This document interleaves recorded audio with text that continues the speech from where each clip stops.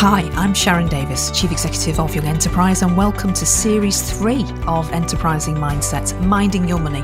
We'll be exploring the often overlooked role that mindset plays in building financial capability and the significant benefits to be gained from understanding the impact of our attitudes, beliefs and values have on our behaviours around money.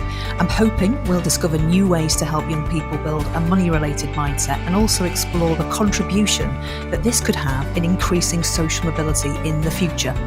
My guest today is Aimée Allam, who is the Executive Director of Financial Times' brand new charity, Flick.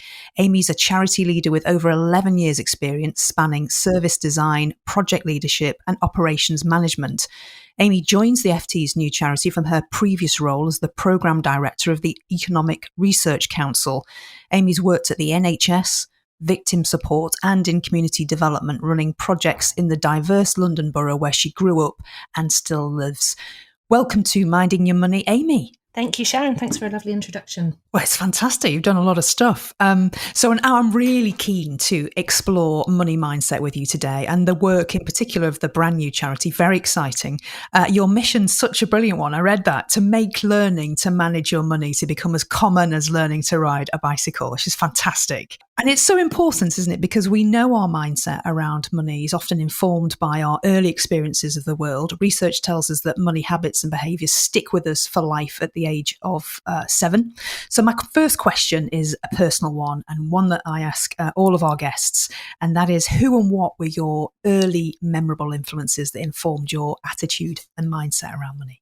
It would definitely have to be my dad. And I think having an immigrant parent, one early memory that I know is extremely common and lots of people share is shopping in markets and bulk buying. This is something that my father took great pride in, and he continued it long after there was any sort of economic necessity to do this. For years, I didn't know that rice came in dinky little 500-gram bags. I thought it was sort of 10 kilos and up. Really? So it's something that I've really proudly inherited, much to the detriment of our cupboard space and annoyance of my partner, that always buying sort of regularly consumed items in the most cost-effective manner. So I think sort of frugality in terms of shopping for staples at home is something I definitely recall. But there was a flip side to this, which also sort of happened at home, quite somewhat counterintuitive, which is the sort of generosity and extravagance that would be on display if we ever sort of hosted or entertained people. Right. So hospitality is a hugely important part of Arabic culture. And it was something that had to be provided for regardless of how healthy the bank balance was. And in what ways do you think that those early influences have stuck with you with regards to your emotional relationship with money as an adult? Yeah, I think I definitely still feel the pressure to entertain as generously as possible. And I really struggle to refuse guests anything. And do you still like shopping in markets? I when I get time, it is one of those things that it requires time, doesn't it? That's why supermarkets can charge us more for things, is because that's all in conveniently one location.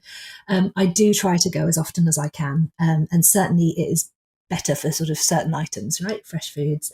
I think I certainly harbour a almost pathological love for buying in bulk. I always half joke to my husband that my main financial aim in life is to have enough room for a large chest freezer that will accommodate all my special offers and batch cooking meals. Brilliant. Let's kind of have a look at the new charity from the FT. I know that the FT have been passionate about campaigning for increased financial literacy and inclusion for a long time.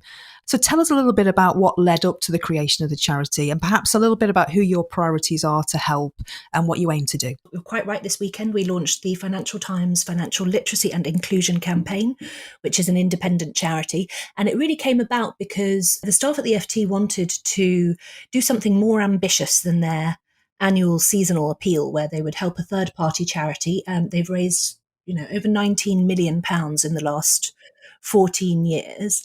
And it's something that they want to do sort of more ambitiously and more specific in a cause that will resonate with FT readers, but one that I think resonates beyond just the readership. So the Financial Literacy and Inclusion Campaign, which we're calling FT Flick for short, has 3 main target groups. So three main target areas. So the first is that all young people get access to the basic building blocks of managing their own money, something that we all agree is a vital life skill. The second target group is women. We know from lots of research women are far more hesitant about finance and need tailored help. And then the third is what we call marginalized communities, and that's going to include anybody who struggles to access services. So be that because of bank and post office branch closures or because of complex financial language. Really, we want to help empower all three of those groups to sort of make positive decisions about their financial lives and generally improve their financial well-being. So it's a really broad church. Yeah, it is. And it's great to see you have very clear priority groups to support. I mean, obviously, they're going to be very different barriers experienced by those different groups. What do you feel they are, and how are you going to approach building a financial inclusion in response to those different needs, I guess? I think for young people, we want two things. One, we want to make sure that this learning is enshrined in national curriculum, that everybody accesses those, as I mentioned before, the very basic building blocks, budgeting, what the sort of basics of borrowing are in managing their money. Secondly, we want to make sure that anybody who wants it can access more additional sort of free informative content where they're most comfortable learning. So likely that's going to be on social media in easily digestible chunks. So we want to make available, how to start a business for young people. So we want to make sure that we're producing sort of as much accessible resources as possible. For women, we know that the barrier is really confidence. There is a gender gap in terms of financial literacy. Women appear to know less than men, but confidence accounts for a third of this. I think there's a study that if you take away the don't know option, women know a lot more than they think they did. And does that go back to confidence, do you think? Absolutely, it comes back down to confidence. So we think one of the best ways to remedy this might well be training up women to speak to other women about their experiences taking greater control of their finances. Now, we don't think we're going to send in, wealthy female banker into a low-income community. It's really got to be about community champions, people from their own income brackets speaking to their peers about the tangible benefits of improving financial literacy. And I think when people, I don't know about you, Sharon, but when I see somebody like me who's done something, it makes it seem more feasible. So I think we see our sort of role in the future as helping empower the women that, and also another thing is whenever you do meet somebody who's learned these skills, they want to talk about it because they know the benefits that come with it. For marginalized communities, we are still in a stage where we know that we need to listen carefully before acting. So we want to find out what communities need and build the approach from the bottom up. And that's going to be by working with organizations who are already embedded and already working with beneficiaries that we want to reach and seeing how we can help. And we know that one size certainly doesn't fit all. So very much a learning exercise in the first year for us. I know that a key aim of Flick is to partner with existing financial charities, other organisations in financial education, which is great because there's already a lot of really impactful work taking place in financial education. Do you actually see a role for Flick in amplifying what is already working well out there? Oh, 100%. There is such excellent work out there and we've absolutely no desire to reinvent the wheel. What we do know is whatever is out there, it's unfortunately not enough. So we want to make sure that we are finding how we can help. There are great organisations, yourselves included at Young Enterprise, doing this type of work, and we want to see how we can help them, whether that's tapping into our experience in terms of engaging audiences or using our platform to spread existing work more widely. But I think particularly where the marginalised communities are concerned, there are a lot of people doing this type of work or wanting to do this type of work in really cash-strapped community groups, frontline organisations.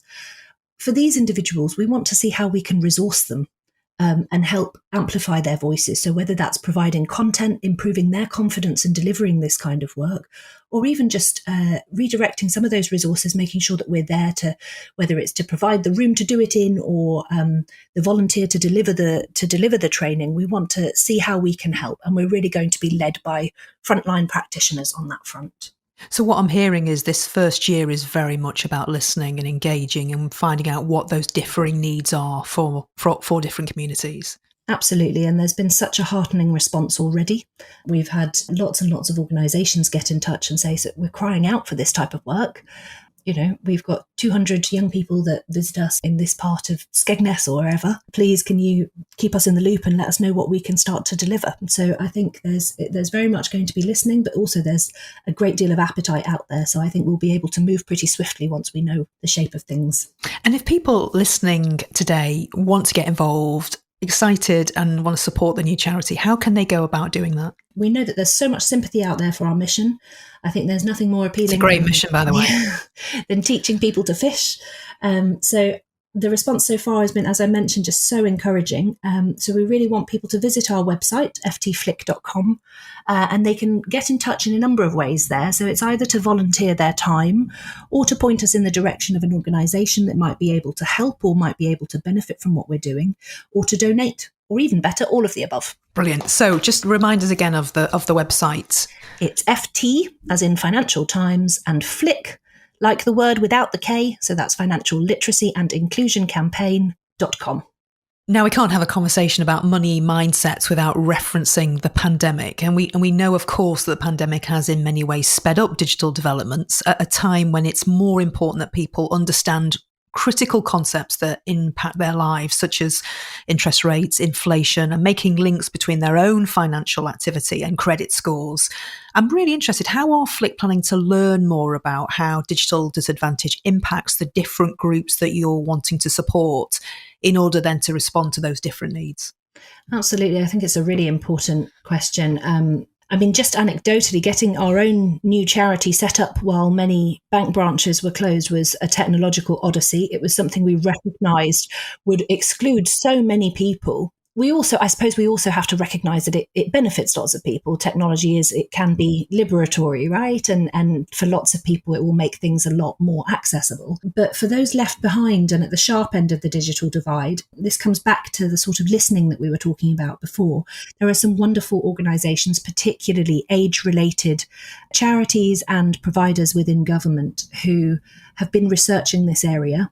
And we'll very much be looking to work with them to understand better the needs of those groups.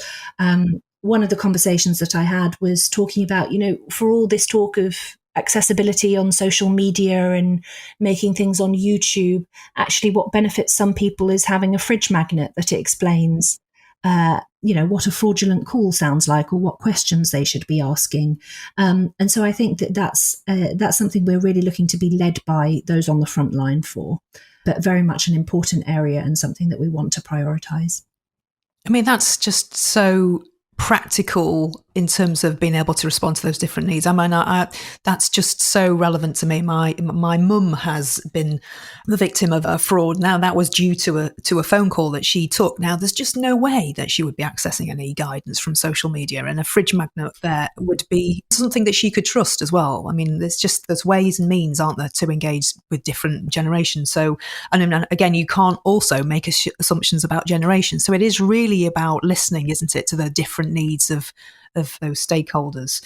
Yeah, certainly. Different things for different people. That's what we're going to have to deliver. And I think that we've got the benefit, starting afresh with a new organisation, a new independent charity is always daunting. But one of the benefits is that we can sort of really look at what's out there and map our work accordingly, and think about, we've got a level of freedom there to sort of say, okay, right, this is what we think these people need. Let's test it and see if it works. And you're very much in that kind of culture of test and learn. We don't want to do anything without measuring whether it's working.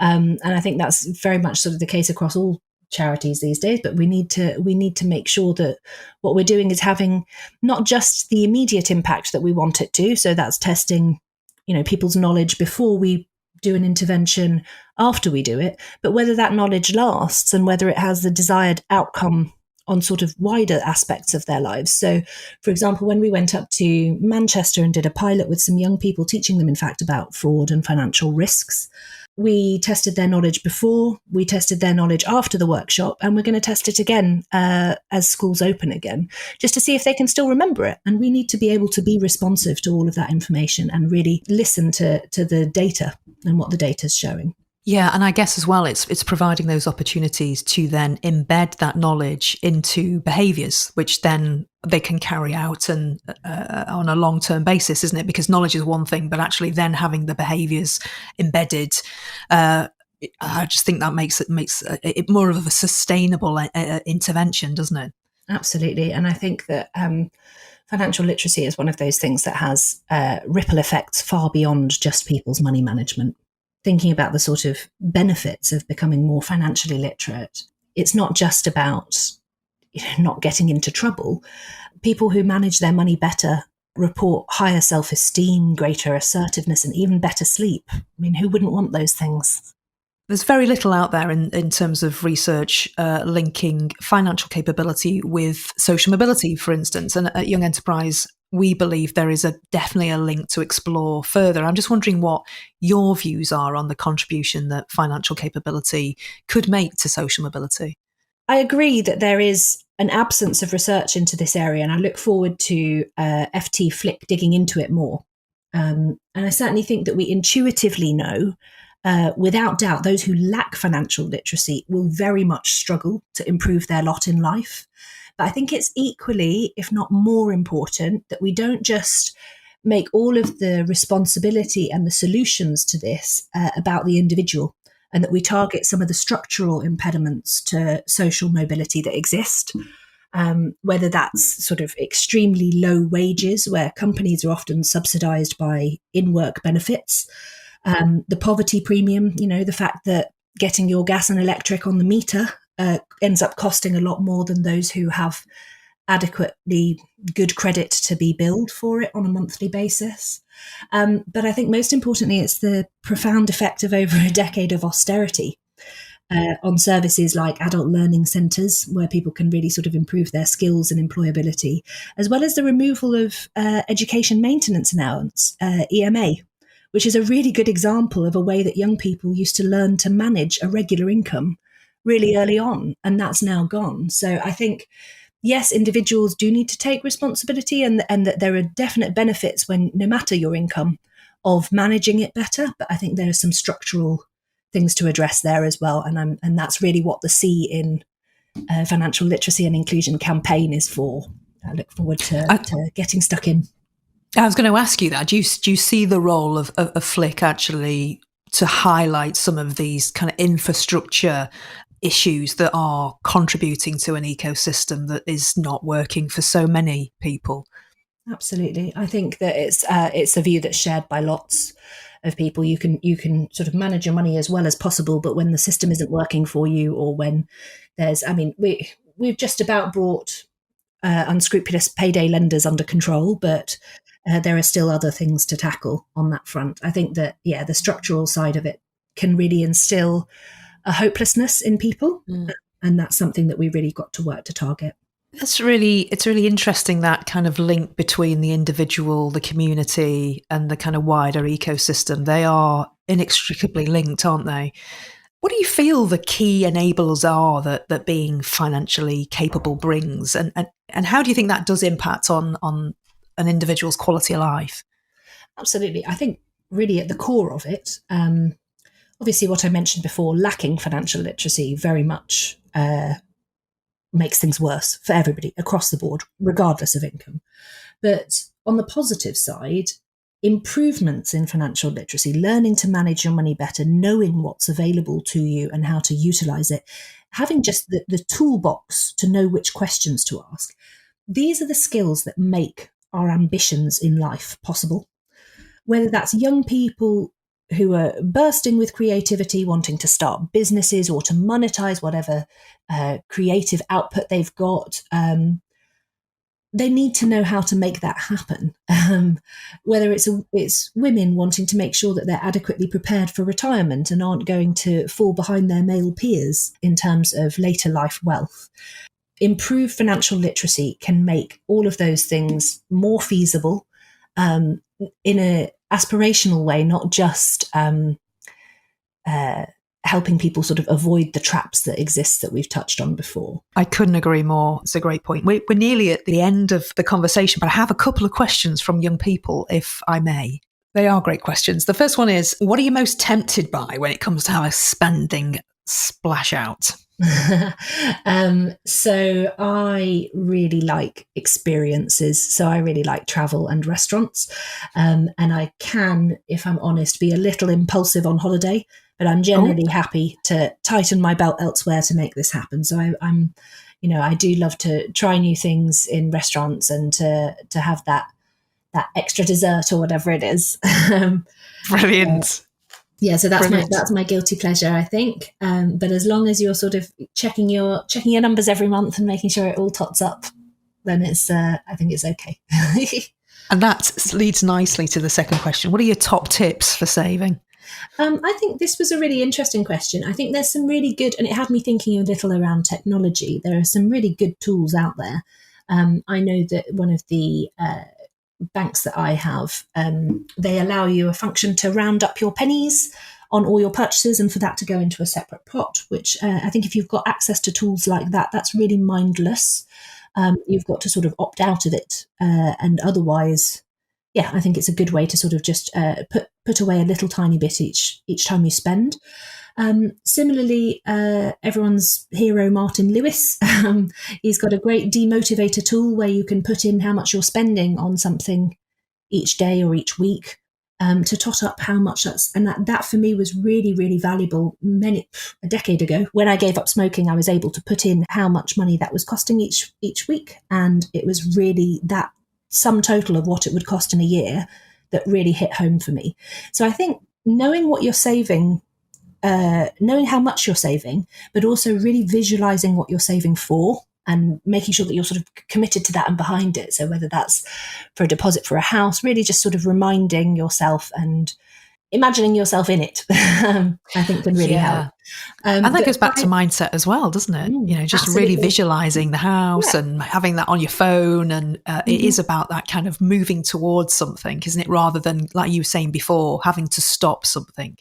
Absolutely. And I'm a big fan of the calendar on your phone as well. So just putting in a little reminder when I have a big holiday coming up or something that I would like to be a little more flush for, then I make sure I put a weekly reminder, usually on a Friday afternoon when I'm about to go out for the weekend. And right. And it's a good way of just sort of reminding yourself, yes, you could have a good time this weekend, or you could have a really good time when you're off on holes.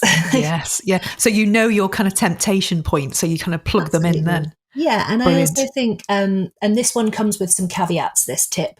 So obviously making sure that, similar to when you go to the gym, having an accountability buddy, so somebody who holds you to account, I think can be really, really helpful. But the big caveat with this, and it's super important with money, is that that's subject to a trusting, clear relationship. I think, we all know people who've been financially exploited, and it's a very serious business. So I don't want anybody to save with anybody else or let anybody else boss them around about money unless it's something entirely agreed upon and within sort of the boundaries of respect and trust. But I think it can be a very powerful motivator to have somebody who says, right, you said you were putting away 20 quid a week. Have you done that? Show me your account balance, like that. So somebody you trust and you can share your goals with, and they keep you accountable. Absolutely. Absolutely. Aimée, sadly, we've come to the end of our time together. Before we go, can I just take an opportunity to wish you all the very best with the new charity flick? It's very exciting. We're looking forward to working with you at Young Enterprising Young Money, alongside other financial education partners. Keen to build that financial education ecosystem that's embedded early on in children and young people's lives. Sharon, thank you so much for having me. It's been a wonderful conversation. So thanks to Aimée for joining us on Enterprising Mindsets, Minding Your Money. To hear more interviews like this and also to access series 1 and 2, please do subscribe to Enterprising Mindsets on your favourite podcast service, and we'd really love it if you'd leave a review. Thanks for listening.